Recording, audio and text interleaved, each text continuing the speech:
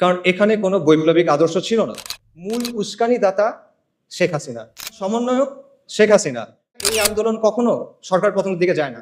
আসলে ফিরআউনের সাথে একটা মিল দেখতে পাই, বাট ডেফিনেটলি এখানে আসলে বিপ্লব হয় নাই। তাহলে এখন প্রশ্ন হলো, কেন এটা বিপ্লব হইল না? এতগুলো মানুষের কোরবানি, এত মানুষ অন্ধ হয়ে গেল, এত মানুষ পঙ্গু হয়ে গেল, এত কষ্ট, তাও এটা কেন বিপ্লব হয় নাই? এটার অ্যান্সারটা আসলে সহজ।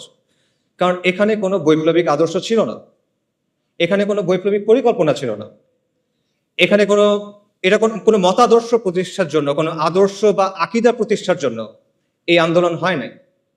এখানে কোনো ম্যানিফেস্টো ছিল না, কোনো কিতাব ছিল না। ইনফ্যাক্ট মানুষ এখানে কোনো নেতার পিছনেও নামে নাই।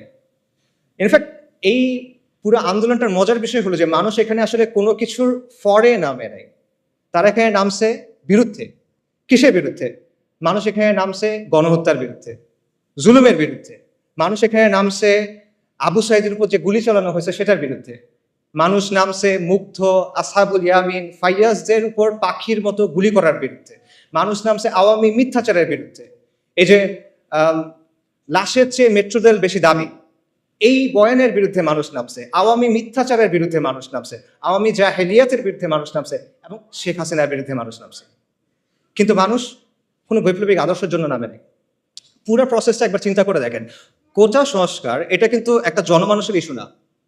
মানুষ কিন্তু সমর্থন দিয়েছে অবভিয়াসলি, বাট এটার জন্য মানুষ রাস্তায় নামতো না, রাইট? কিন্তু মানুষ শেষ পর্যন্ত নামলো কেন? কারণ হাসিনার লাগাম ছাড়া বক্তব্য, তার একটার পর একটা ব্লান্ডার, তার ব্রুটাল রিপ্রেশন, এসবের কারণে শেষ পর্যন্ত মানুষ চিন্তা করলো যে এবার একটা এসপারোসর হইতে হবে, শি মাস্ট গো। এভাবে আসলে একটা দেশ চলতে পারে না। এই কারণে মানুষ নামছে। এবং বেসিক্যালি শেখ হাসিনা পুরা দেশের মানুষকে তার বিরুদ্ধে আসলে ঐক্যবদ্ধ করছে। এইটা ছিল এই বিপ্লবের গ্লু, মানে এই মুভমেন্টের গ্লু। এটা ছিল এই মুভমেন্টের গ্লু, কোনো আদর্শ না। এটা ছিল হাসিনার বিরুদ্ধে একটা গণবিস্ফোরণ, একটা পপুলার আপরাইজিং বেসিক্যালি, যে সহজভাবে আমি বলি। মানুষের দীর্ঘদিনে জমে থাকা যে ক্ষোভ, রাগ, এই জুলুম মানুষ সহ্য করতে আর পারতেছে না, এবং মানুষের মনে হচ্ছে যে এইভাবে আসলে আমরা থাকতে পারবো না। এই কারণে মানুষ রাস্তায় নেমে আসছে। এবং আমি এই কথাটা লিখছি এবং এটা বারবার বলি, এবং আমি এটা আসলেই বিশ্বাস করি যে এই আন্দোলনের মূল উস্কানিদাতা শেখ হাসিনা, এটার প্রধান সমন্বয়ক শেখ হাসিনা, এটার প্রধান স্থপতি শেখ হাসিনা, এটার প্রধান ইঞ্জিন বা চালিকা শক্তি শেখ হাসিনা। শেখ হাসিনাকে ছাড়া এই আন্দোলন কখনো সরকার পতনের দিকে যায় না। আপনারা চিন্তা করে দেখেন, 30শে জুলাই সে যদি সবগুলা দাবি মেনে নেয়, কি হয় তারপর? সরকার পতন হয়? হয় না সরকার পতন। তাদের ফেরত যেতে হইতো তখন। সব দাবি মেনে নিচ্ছে, এখন তুমি কি করবে? তার ফেরত যেতে হবে। হয়তোবা তারা কয়েক মাস পর নতুন কোনো আন্দোলন নিয়ে আসতে পারতো, সেটা ডিফারেন্ট কথা। কিন্তু আন্দোলন ওখানে শেষ হয়ে যায়। কিন্তু শেখ হাসিনা কি করলো?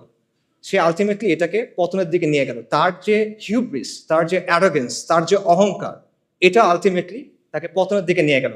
এবং এইখানে আমি আসলে ফিরআউনের সাথে একটা মিল দেখতে পাই। ফিরআউনের কথাটা চিন্তা করে যে বনী ইসরায়েল যখন লোহিত সাগরের সামনে গেল, মুসা আলাহিস সাল্লামের পেছনে পেছনে, সাগর ভাগ হয়ে গেল, বনী ইসরায়েল সাগরের মধ্যে চলে যাচ্ছে। ফিরআউনের কি দরকার ছিল তার পেছনে পেছনে যাওয়ার? সে কি গেইন করতো এখানে? বনী ইসরায়েল তো চলে যাচ্ছে। বনী ইসরায়েল তার পাওয়ার জন্য কোনো চ্যালেঞ্জ না। বনী ইসরায়েল তার সিংহাসন নিতে চায় না। তাহলে সে কেন যাচ্ছে? সে দেখতেছে তার সামনে একটা সমুদ্র লিটারালি ভাগ হয়ে গেছে, একটা সুপার ন্যাচারাল ইভেন্ট তার সামনে ঘটতেছে। সে বুঝতেছে এটা দুনিয়াবি কোনো শক্তির কাজ না। তাও সে কি করতেছে? তার মনে হলো যে না, এর পিছিয়ে আমি যাই। এটা কেন? এটা তার অ্যারোগেন্স। সেই তো বলছিল আনা রাব্বুকুমুল আ'লা।